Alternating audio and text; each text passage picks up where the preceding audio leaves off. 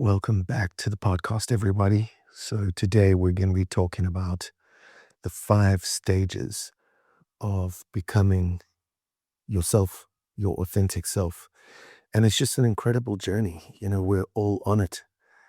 This journey is the alchemy of being. It's the mathematics of our soul. And finding our spiritual self is just one of the best parts of being here on this planet, being human, and a human being that's having a spiritual experience. But we need to be aware of it. So let's dive deep into the 5 stages of becoming yourself and how we can actually measure that through the energetic scale of consciousness, the ESC, which is a 1,000-point roadmap that you might really, really love and resonate with. It measures the journey from our primal survival instincts to the radiant peaks of self-actualization.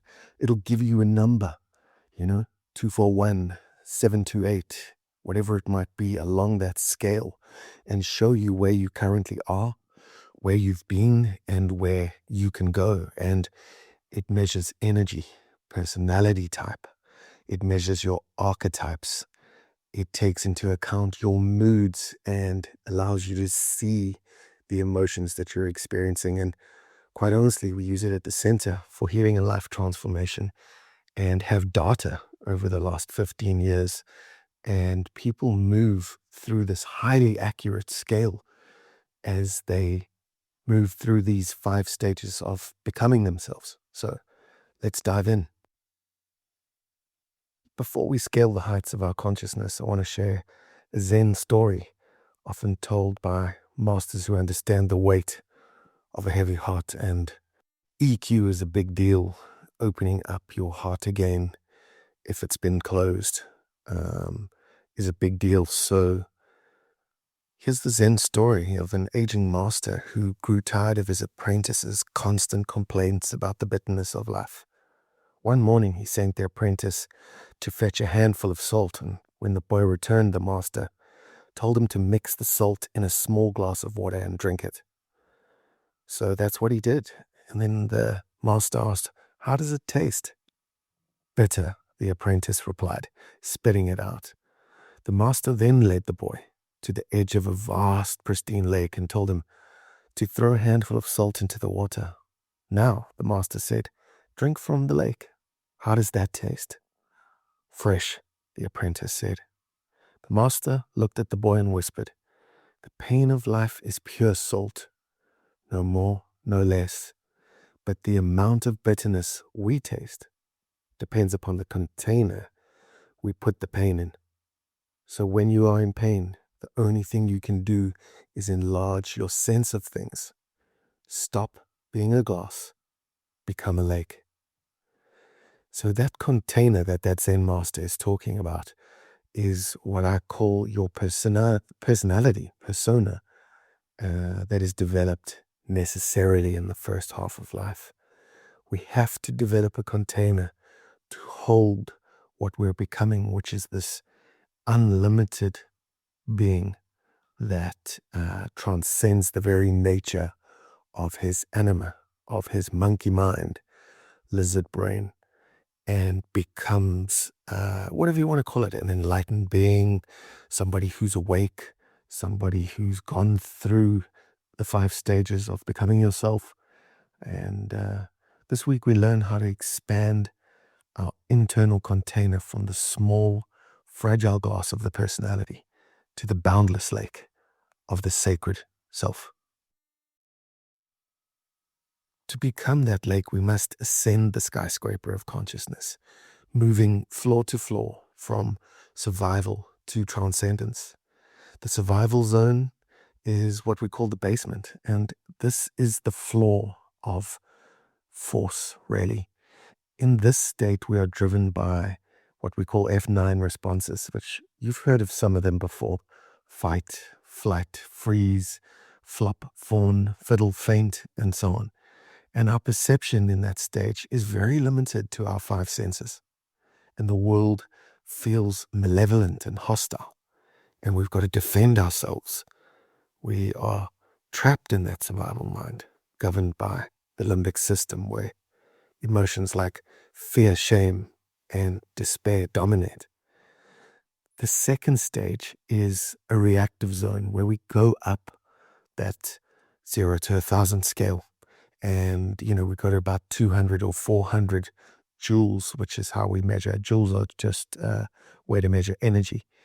And in that stage 2, we become reactive. You can immediately see people in this zone. And it's all about a power struggle. As we cross the integrity threshold of around 200 joules, we start to lessen our force, the way we try and manipulate and control. And we begin to transform that forceful nature into power. And power, of course, means action, where we can actually action what we want in life. So in this second stage, we move beyond primal survival mode, but we remain volatile. So we identify with archetypes like the pleaser or the controller, still seeking a lot of external validation like we did when we were babies, from teacher and mom and siblings and others. And we fear the unknown. Of course we do. It keeps us alive in the first half of life. Without the fear of the unknown, we'll cross busy streets and do silly things and take risks that wouldn't work out too well for us. So this second stage is where we begin the hard work of self-regulation and melting the old masks away. Those old masks are the personality or persona. Stage 3 is simply the awakening and empowerment zone of around 400 to 600 joules, which I call the clarity corridor. We hit a paradigm shift here at stage 3, an awakening, if you will. We cross that rainbow bridge, as some of us call it. This is the scientific revolution of the self, where we move from linear thinking to non-linear. We gain clarity on our values and purpose. And here, EQ, the heart begins to open once again. Do not harden your heart. Very, very important. Was told to us in the Bible. So the heart begins to open, moving from conditional to early unconditional love.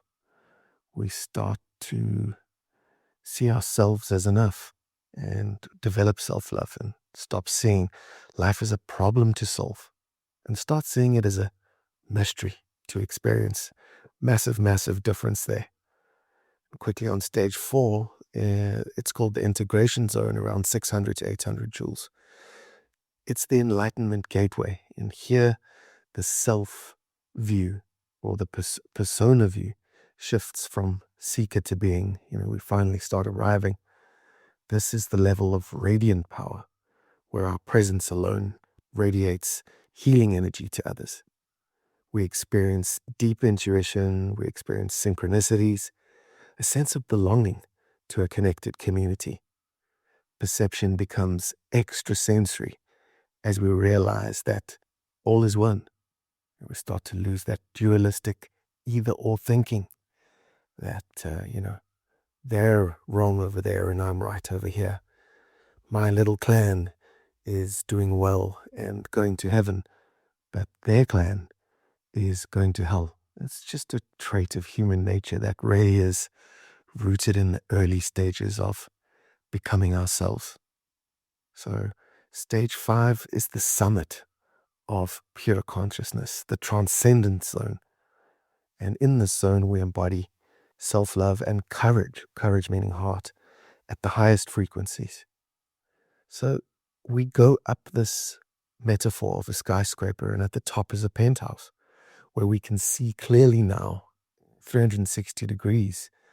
And in that penthouse, which is our real state of being, the comfort of being able to see, being able to have clarity and experience the now, characterized by stillness and a feeling of unshakable peace.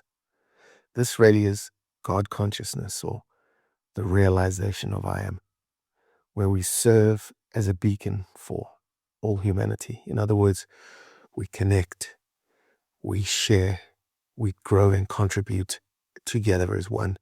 Instead of those states that we experienced in stage 1 and 2 of life, where we can be depressed, anxious, afraid, where we can develop personality disorders, we can become codependent, do our feelings through food, through alcohol, sex, drugs, rock and roll, whatever it might be. Those things dissipate and we transcend that old self at some point. And this is how we're healing deep, deep generalized anxiety today. That's really taking, 1 billion people in this world are suffering some kind of disorder, disease, that is psychological and emotional and spiritual by nature. So now we want to take a new take on timeless wisdom. This journey through this energetic scale in these 5 stages of becoming yourself, it's just a modern neurobiological take on the paths described by the giants of psychology and mythology. Our teachers, Carl Jung was one of them, and he taught individuation. Jung described the persona as the mask we present to the world to conceal our true nature. The ESC, energetic scale, is a literal measurement of the deconstruction of the persona Carl Jung spoke about. To Jung, the second half of life is about letting go of the ego formed in that first half of life, or the lower stages, 1, 2, and 3, of becoming ourselves. This process is the movement from 200 joules towards that reactive zone through to the 1,000 joule mark of sacred self, authenticity, awakening to who I am. Abraham Maslow, he did self-actualization, and which I love, and he mirrors the skyscraper. Maslow's hierarchy of needs looked at the lower levels of around 100 to 400 joules to represent our physiological security needs. The higher levels for him would represent self-actualization and going beyond the lower self, where we move past the individual me to a collective we of spiritual development. So, that's Maslow, that's self-actualization. Joseph Campbell was another one who spoke about the hero's journey. Every student on this scale is a protagonist on the hero's journey, as Joe Campbell would have described.